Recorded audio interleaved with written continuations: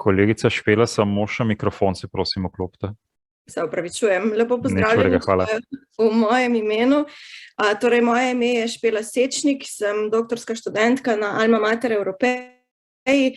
Sicer sem bila do pred kratkim zaposlena v Mestnem muzeju Krško, kjer sem se aktivno ukvarjala s popisovanjem muzejskega gradiva, tako da sem stalno vzpostavljala te neke mostove med popisovanjem in predvsem pa med dostopnostjo gradiva raziskovalcem in uporabnikom. Tako da moja tema je v bistvu analiza obravnave gradiva v muzeju in v arhivu, predvsem kot neka podlaga za nadaljnjo raziskovanje same dostopnosti gradiva uporabnikom. Torej, če pogledamo samo za začetek, kulturna dediščina prihaja v najrazličnejših oblikah, torej od neke folklore, nekih običajev, potem spisovno gradivo, premična, nepremična kulturna dediščina, navade, običaji in tako naprej. In dejansko je to zelo, zelo širok pojem. In med sodobne varuhe kulturne dediščine spadajo arhivi, muzeji in seveda tudi knjižnice. Knjižnice so tule v oklepaju samo iz tega razloga, ker sem jaz v svojem članku zavzela samo arhive in muzeje. In muzeji so varuhi kulturne dediščine, ki imajo ločeno zakonodajo, dva strokovnjaka, na eni strani imamo arhiviste in na drugi strani kustose, dva različna pristopa k dva ločena depoja. Zdaj, če pogledamo od ustvarjalca do depoja, torej arhivsko gradivo prihaja v arhive skladno z ZVDAGO. Torej, javnopravne osebe so dolžne gradivo predati, arhivsko gradivo predati, torej 30 let in tako naprej, to vse, kar si poznamo. Medtem ko muzejsko gradivo pa prihaja v muzeje skladno z zbiralno politiko muzeja. Seveda, ta zbiralna politika je tudi odvisna od drugih zakonskih aktov, vendar je praktično za vsak muzej različna. Poudarek je seveda pomenu. Torej, kakšen pomen ima to gradivo za nek muzej, da ga bo muzej obdržal in dal v svoje zbirke. Zdaj, za namen tega članka sem jaz povzela dva standarda za popisovanje, na eni strani ISAG in na drugi strani Spektrum, muzejski dokumentacijski standard za upravljanje zbirk kulturne dediščine. Torej, če pogledamo samo obravnavo gradiva, torej različni so načini pridobivanja gradiva v ustanove, to, kar sem že povedala, seveda pa so tudi različni načini obdelave gradiva in posledično je vprašljiva dostopnost. Torej, ali je dostopnost arhivskega gradiva nekemu raziskovalcu, študentu enaka, kot je dostopnost muzejskega gradiva? Če pogledamo samo sprejem gradiva v inštitucijo, torej v arhive se arhivsko gradivo prevzema v izvirniku, urejeno, popisano v zaokroženih celotah, tehnično opremljeno in skladno in seveda z upravljenim popisom arhivskega gradiva z osnovnimi podatki. To veleva tudi ZVDAGA in potem še UVDAG. Medtem ko na drugi strani pa v muzej prihaja gradivo, v bistvu največkrat tako, da na vrata potrkajo neki lastniki, predvsem je to na primeru manjših lokalnih muzejev, ki bi želeli nekaj predati. In v tej fazi se naredi vhodni obrazec, za katerega pa Spektrum navaja, da mora poleg nekih osnovnih podatkov, torej o nazivu, lastniku, datumu in tako naprej, zavzeti tudi kratek opis predmeta. Kratek opis predmeta z namenom tega, da se ga da hitro identificirati. Zdaj, kar se tiče teh osnovnih zadev, se pravi datumov, nazivov, pač tu ni neke blazne razlike. Tako kot dobi arhivsko gradivo svojo unikatno številko, jo dobi tudi muzej. Tako vhodno številko, kot potem kasneje tudi akcesijsko številko. Zdaj, ravno to, kar sem rekla, se pravi, največkrat pridejo te lastniki v muzeje, potrkajo in imajo za predati neko gradivo, predvsem na primeru lokalnih muzejev, lokalno prebivalstvo, ker čuti neko pripadnost, se velikokrat znajdejo v muzejih tudi neka gradivo, ki bi recimo spadalo v arhive in seveda tudi obratno. In že Šuštar je leta to gradivo opisal kot mejno gradivo, se pravi, to je tisto gradivo, med katerim je težko potegniti ločnico, ali spada v arhiv, ali v muzej, ali celo v knjižnico. Recimo, to so fotografije, kakšne dokumenti, razglednice in tako naprej. No in ravno tu se pa potem najde ta težava, ker se potem razlikujejo. Torej, v samem procesu obdelave sem preverila, kakšni so torej elementi popisa, kako podrobno grejo.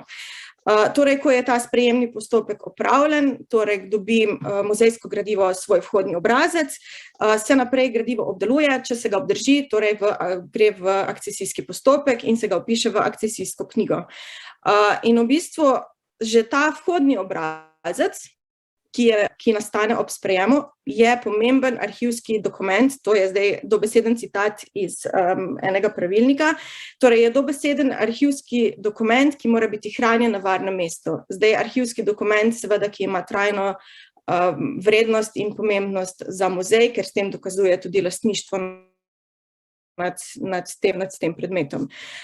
Torej pri samem popisu, seveda standard ISA-G navaja 26 elementov popisa, kot obvezne navaja signaturo, naslov ustvarjalca, datum, nivo popisa in obseg popisne enote. Na drugi strani pa imajo muzejski standard Spektrum, pa v bistvu veliko bolj na široko opiše, kaj vse je treba vnesti. In seveda najbolj ključno je, da se predmet fotografira in da se to fotografijo pripne zraven k popisu, z namenom in seveda s podrobnim opisom vsebine, z namenom, da se da predmet takoj identificirati, tudi če se zgodi, da se zgubi akcesijska številka, da odpade akcesijska številka, kakorkoli. Torej, v bistvu je to kot ena taka varovalka, smo mi temu rekli. In v bistvu že Kerec Perkoškova, Semlič Rajhova in Šauperlova so se ukvarjale s fotografijami v arhivih, knjižnicah in muzejih in seveda, že one so zaključile, da dejansko popisi ne morejo biti enaki, sploh kar se tiče vsebine, ker imajo inštitucije različen namen in seveda vsak nek predmet drugače vidi. Vendar pa je potrebno zagotoviti vsaj neke osnovne informacije, recimo o nekih osebah, konkretno na fotografiji, njihovi vlogi, dejavnosti, okolju, odkot je prišla ta fotografija, da se naredi nek kontekst. Zdaj, glavna ključna razlika med arhivi in muzeji je tudi v tem, da se arhivi držijo načela provenience, torej da fondov ne trgajo, medtem ko pri muzejih se pa velikokrat zgodi, da se ustvarjajo neke tematske zbirke, kar pomeni, da se predmeti trgajo iz tega svojega prvotnega okolja in da se na nek način zgubi tudi kontekst. Ampak mi smo v fazi popisovanja tega muzejskega gradiva odkrili eno zelo dobro stvar v sistemu GALIS, torej v sistemu za popisovanje muzejskega gradiva, ker se da predmete zelo lepo med sabo povezovati, kar pomeni, da smo vsaj na nek način zagotovili, da se je ta kontekst ohranil, ne glede na to, da smo jih ločili in smo jih dali v različne zbirke. Zdaj, če si še pogledamo sam ta popis, torej tole je en print screen iz Scopa, to poznate, zdaj skoncentrirala bi se tule samo na tale del, torej na vsebino. Zdaj, če si pa pogledamo GALIS, GALIS pa v bistvu zahteva od vsebine veliko več. Torej, sam opis, če ima predmet kakšne napise, kakšna je vsebina, ključne besede, potem ima ločene mere, teže, materiale, tehnike in tako naprej. Zdaj, tale zgornji del, kot vidite, akcesijska številka, predmet, to je v bistvu dosti podobno.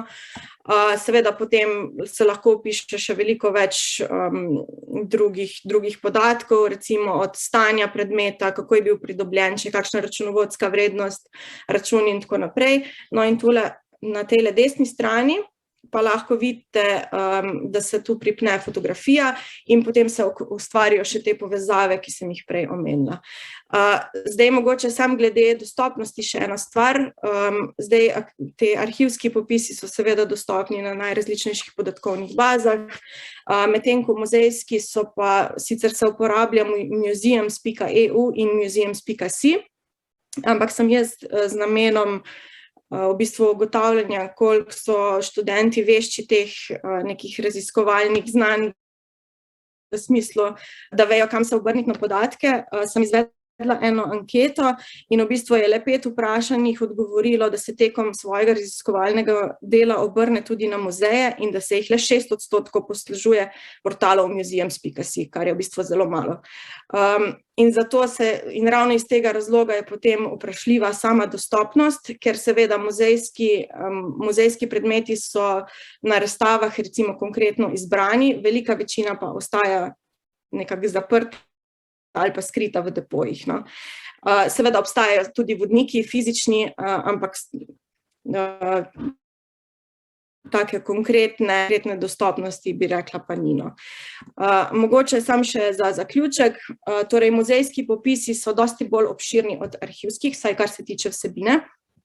Za popisovalce muzejskega gradiva so obvezni elementi vsebina in dober opis predmeta, pri arhivskem gradivu pa že po standardu vsebina ni obvezen popis elementa, zaradi česar je potrebno zagotoviti, da je naslov popisne enote oblikovan tako, da je že v njemu odražena vsebina.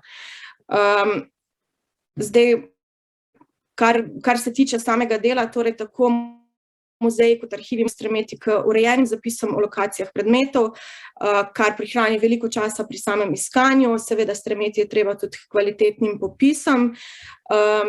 Kar se pa tiče same dostopnosti kulturne dediščine, pa že v bistvu Zakon o varstvu kulturne dediščine navaja, da je varstvo dediščine v javno korist, kar pomeni, da gre za odgovorno delo, ki mora hkrati zagotavljati celostno ohranjanje, vključno z nadaljnjim obstojem in obogatitvijo dediščine, njenim vzdrževanjem, obnovo, prenovo, uporabo in oživljanjem, ne glede na to, za kakšno inštitucijo gre. Torej, ne glede na ustanovo, tip gradiva ali način obdelave, je potrebno pri ustvarjanju popisa poskrbeti za trajno uporabnost vnesenih podatkov, predvsem z ozirom na našega končnega uporabnika, to je raziskovalca. Hvala.